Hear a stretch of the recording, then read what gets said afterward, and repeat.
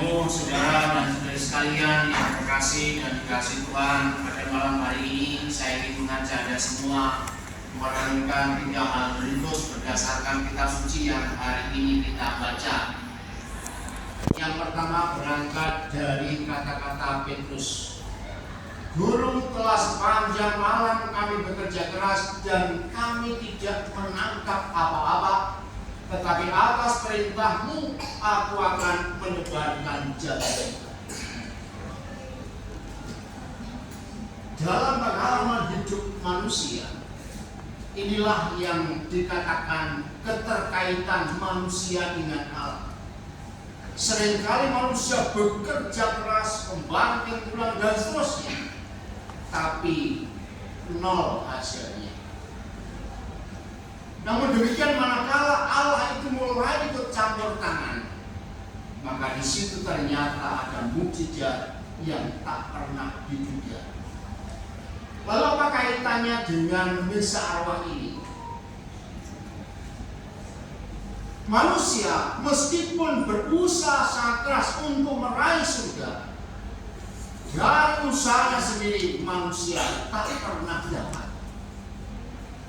Mau berpuasa, mau berdoa, mau apapun juga, usaha manusia tanpa Allah tidak mungkin bisa membuka surga.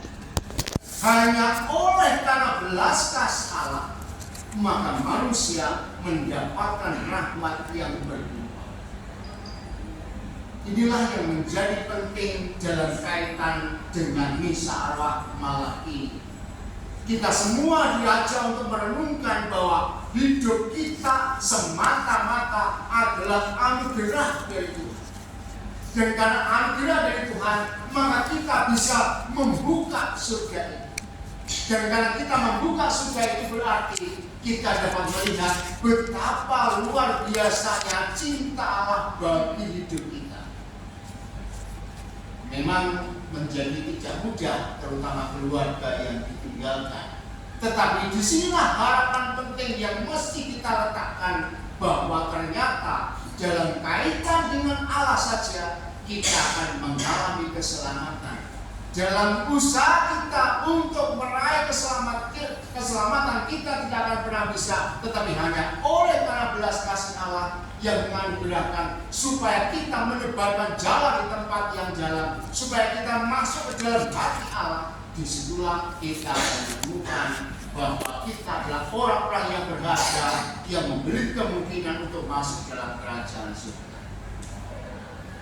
Yang kedua, ketika melihat itu, Simon kemudian tersungkur di depan Yesus lalu berkata, "Tuhan, tinggalkanlah aku karena aku ini orang berdosa."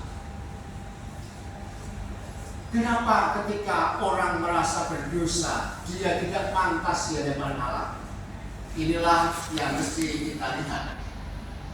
Ketika dalam sakramen pengakuan dalam gereja Katolik kan seringkali nggak laku kan. Sakramen pengakuan itu kenapa? Nggak merasa berdosa atau ya dosanya cuma sedikit, atau mungkin ya tidak mau mengakukan dosa. Padahal di sini kita melihat semakin orang dekat dengan Tuhan, semakin dia merasa dirinya nggak pantas di hadapan Tuhan. Semakin seseorang itu mengenal Tuhan yang berbelas kasih, semakin dia tidak mau jauh dari Tuhan.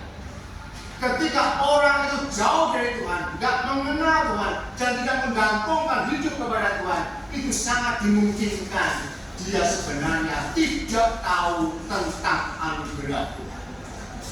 Dan disinilah kita hari ini mengalami sesuatu yang penting untuk kita renungkan. Ternyata dalam hidup ini, ketika seseorang itu mengalami, merasakan dan hidup karena anugerah Tuhan, maka mau nggak mau dirinya akan tersungkur di hadapan Tuhan.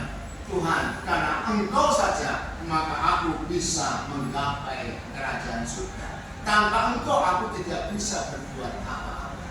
Sehingga hari ini juga kita ingin mau tersungkur di hadapan Tuhan, karena kita bersyukur Tuhan menebus kita.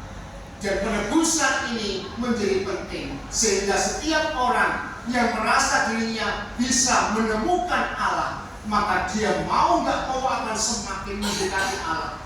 dan merasakan bahwa aku tidak layak, tetapi aku dipantaskan oleh Tuhan. Dan orang-orang yang tidak artinya Tuhan itu begitu ya cuek-cuek saja ya, kalau ada itu menandakan bahwa dia tidak pernah mengalami kehidupan bersekutu dengan Tuhan, tidak mengalami anugerah Tuhan, dan tidak berpengalaman dengan Tuhan. Hari ini kita disadarkan kembali, hanya oleh berpengalaman dengan Tuhan maka kita akan bisa menjadi orang yang mampu bersyukur dan menjadi rendah hati. Sementara kita yang tak pernah mengalami kehidupan bersama Tuhan, hidup seakan biasa-biasa saja dan tidak ada gunanya. Yang ketiga, dikatakan dalam kitab suci tadi, jangan takut, mulai sekarang engkau akan menjadi penjala manusia. Inilah pentingnya hari ini kita bersama-sama mendengarkan suara Tuhan dalam persekutuan kita. Teristimewa untuk keluarga. Bapak Cornelius dan Tio telah meninggal. Tapi jangan lupa, ada dua hal penting di sini. Satu, jiwanya tidak pernah mati.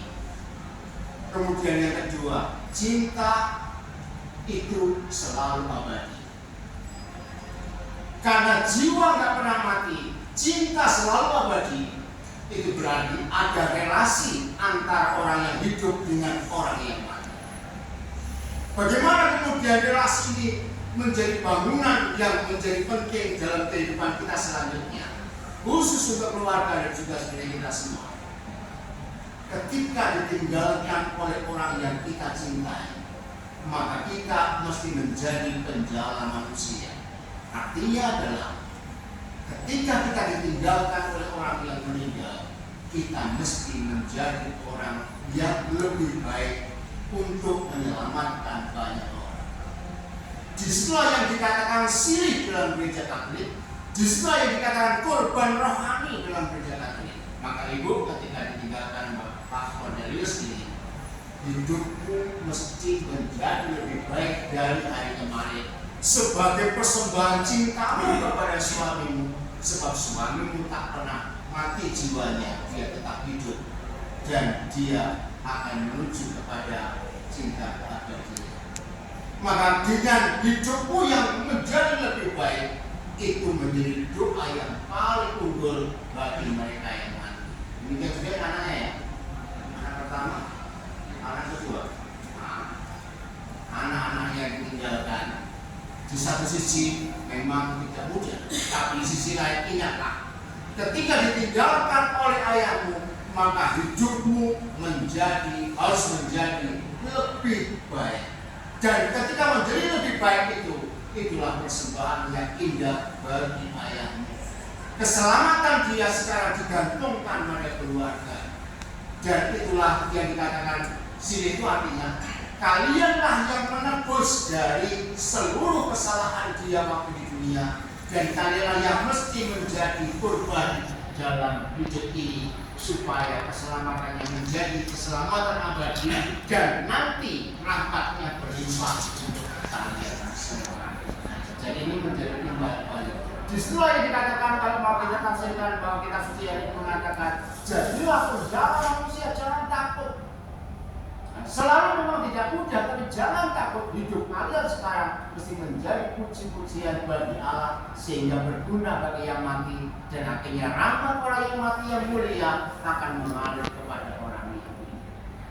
Dan relasinya akan terbangun sehingga kemudian kita akan melihat bahwa kebangkitan badan itu memang akan terjadi. Sebab dengan hidup menjadi lebih baik seperti dikatakan oleh Yesus, yang ditanam oleh Tuhan mesti menjadi tumbuh dengan berkelimpahan. Orang tuamu menanamkan kebaikan seluruh hidupnya, sekarang Anda yang mesti menumbuhkan dan menghasilkan banyak. Itu akan menjadi tanda bahwa kalian orang-orang yang mencintai. Semoga Tuhan dari ini menjadi kekuatan. Sebab tanpa Tuhan kita tidak bisa berbuat apa-apa, apalagi kita menghabis Tuhan. Dan kemudian dalam hidup ini sebenarnya adalah hidup yang terus-menerus tersungkur di hadapan Tuhan, karena segala-galanya adalah anugerah Tuhan. Dan pada akhirnya kita mempersembahkan hidup kita bagi yang kita cintai, beristimewa bagi yang meninggal, sebab kita percaya dia yang meninggal akan mengalami kebangkitan. Mari kita nikmati sejenak untuk bersahabat-sahabat Tuhan hari ini, seraya menguatkan iman kita di hadapan Allah.